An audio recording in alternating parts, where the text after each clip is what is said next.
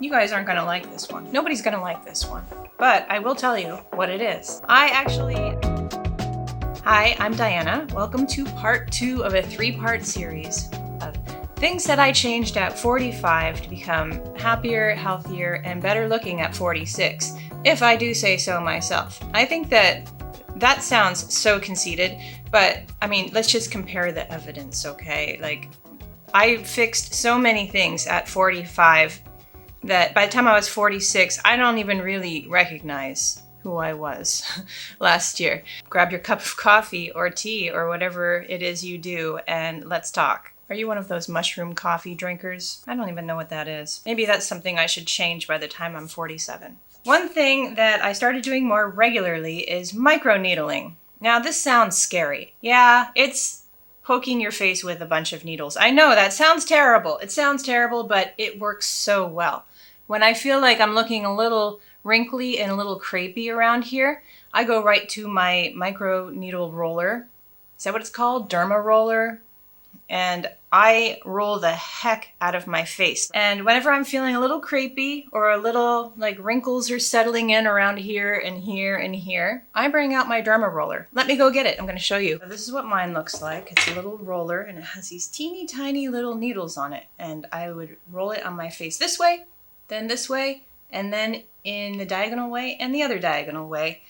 And I would be very gentle with it. You don't want to do it really fast. It can be damaging if you don't research it a little bit. Don't just dive into it. You know, make sure you find out what length needle is best for you. This is a very small one, and I can't tell you exactly what it is because I bought it a long time ago. And you want to make sure you keep that clean. I think that's one of the most helpful things I do when my skin is looking a little bit wrinkly, a little bit older. It really helps set back the clock a little bit. But I'm no microneedling expert, so you might want to look into that yourself. Another thing I started doing was drinking collagen, taking a collagen supplement. You just mix it right into your tea or coffee and it disappears and it barely has a taste. You get used to it. And it's really good for your hair, your skin, your joints. Apparently, it's supposed to help also with the collagen in your face. I haven't really seen any benefits like that, although I don't really know. I have nothing to compare it against. It's not like I can do a study with myself, like here's me without collagen and here's me with collagen. All I know is that they said that it's good for women my age to take a collagen supplement, so I started doing that. Another important change that I made is instead of just staying on the treadmill or a bicycle for a half an hour to an hour when I go to the gym, I started doing high intensity interval training. And if you don't know what this is, that's something that a trainer can help you with. I actually took a class, and that class taught me a lot about how this works. So I end up working harder for shorter amounts of time. The high intensity exercises have been really great for resetting my body and kicking it into a different level of metabolism. So I highly recommend trying to shake up your workout routine. This high intensity interval training is when you do a difficult exercise for 40 seconds at a time, and then you get 20 seconds to rest. And the reason I like this is because who can't do something difficult for 40 seconds? We can all do that. And it makes it all much more manageable in my head. So I really enjoy this exercise type. And you do it for even less than I was going on the treadmill or the bike every day. So I end up working out for a less amount of time, but I'm getting better results. Oh, another change I made is that I got reading glasses. And boy, that is a big change for me. I didn't realize what was going on. I was getting tension headaches here, and I was squinting a lot. And then I tried on my friend's reading glasses and it was like, oh, I actually feel like I have superpowers.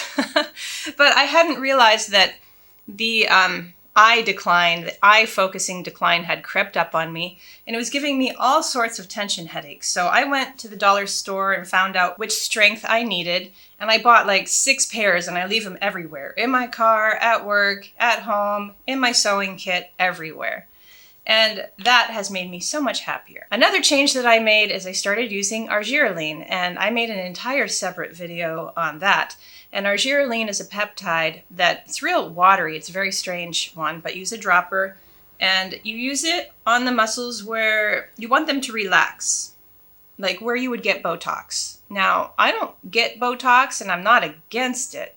I'm just a little frugal and I don't like the idea of toxins being injected into me. So this Argireline actually relaxes your muscles around here.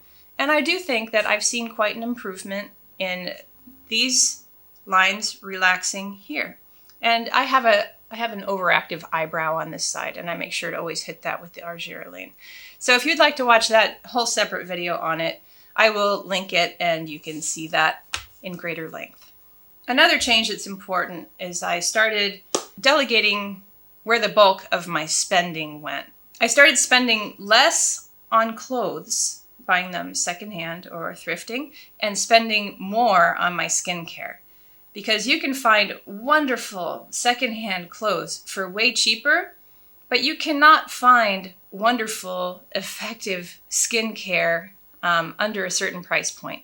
So I find it better and more effective for my overall beauty routine to spend my money on good skincare.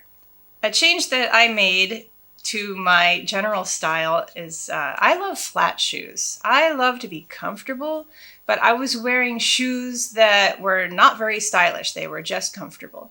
And it was ruining my entire look. So I started looking into flats that were actually comfortable to walk in and wear all day. And it's really upped my style game and makes my outfits look much better and makes me look more put together. And in that same vein, I started wearing nicer clothes on a daily basis. Instead of having my junky clothes for the days I'm not going to see anybody. Do you ever have a day where you're not going to see anybody, but you see people? They see you. And they see you wearing your awful, stretched out, comfy t-shirt. And it's not nice. It's not nice for you. It's not nice for them. And you feel like that t-shirt looks. But if you wear a little bit of a nicer, relaxed outfit with a good fabric and a good fit, you're going to feel better. And that's going to radiate from you and your personality, even if you're on the phone. So that makes a big difference, is wearing things that make you look a little nicer on a daily basis. A big change that you could make is you could try to identify your color season. Now, you might not know what a color season is, or maybe you do, because it's been around since the 80s, which is a long time ago now. And the color season tells you what colors you look best in. And I was just assuming that I was one color season. And then as I was going to make a video on how to identify your color season, I realized that I filmed an entire video based on my own personal biases of the colors that I just like.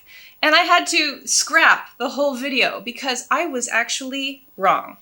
Once I saw myself on the screen and doing the comparisons, I saw that I had completely typed myself wrong.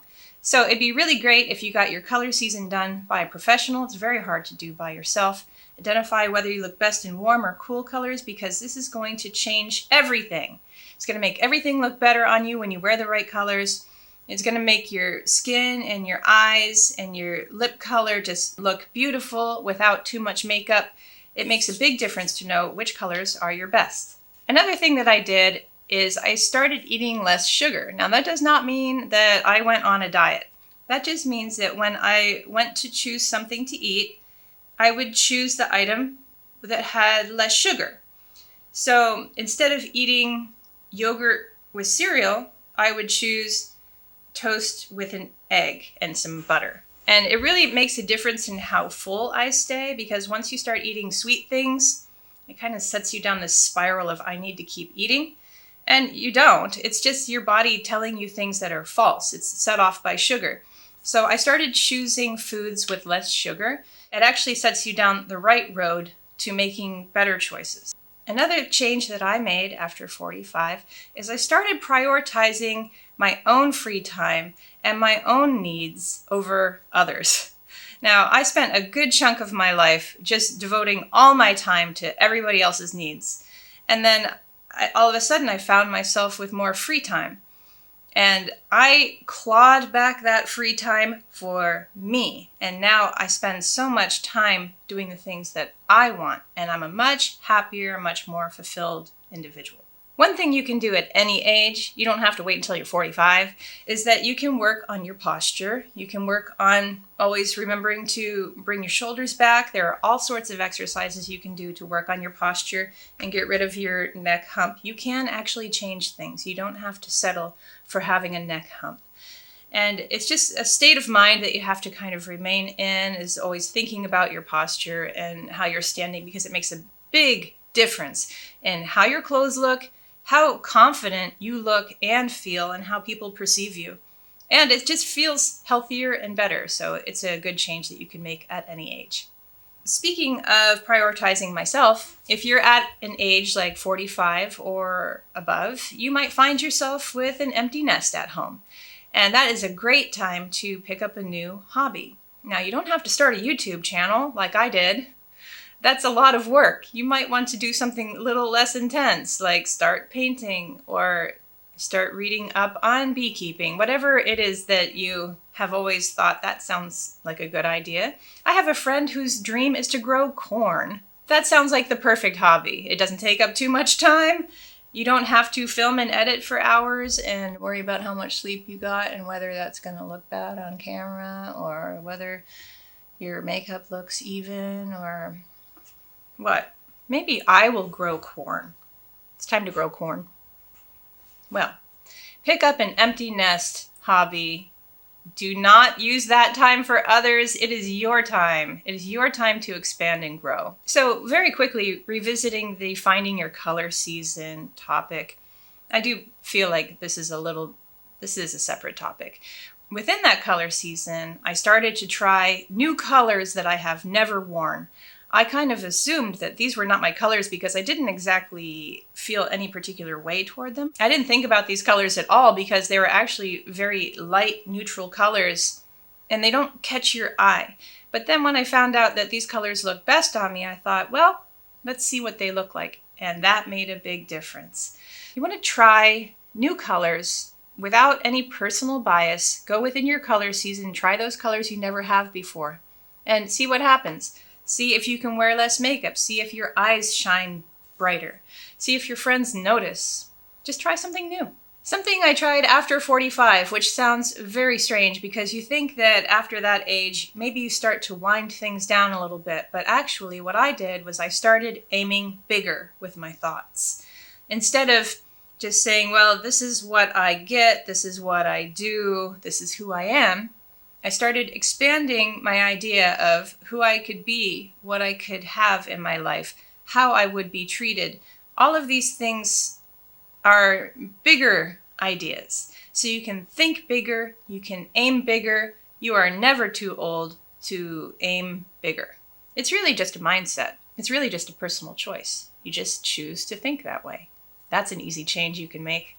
This is one of the most important changes I made. And that is to stop seeking validation from anyone.